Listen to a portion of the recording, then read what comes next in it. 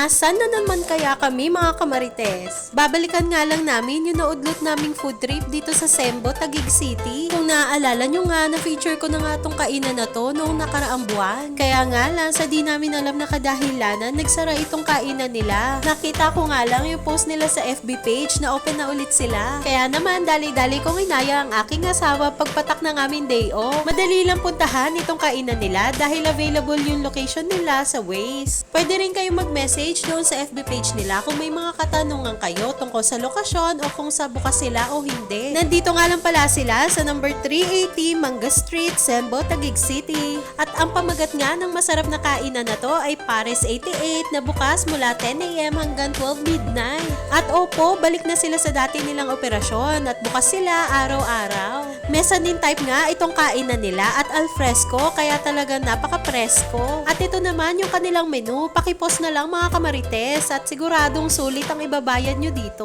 Sizzling plate nga yung gamit nila dito kaya talagang nakakatakam. Tignan nyo yun no. Order yun ng kabila kamarites. Meron din sila ditong binibigay na mainit na soup at unlimited yan ha. Pork sisig yung in-order ng aking asawa. Kita nyo naman no, napakadami ng serving at mukhang napakasarap. Sizzling nga yung pinunta namin ngayon dito mga kamarites. Meron din sila dito syempre ng pares at saka mami. At ito naman yung in-order ko, LK yan mga kamarites, lechong kawali.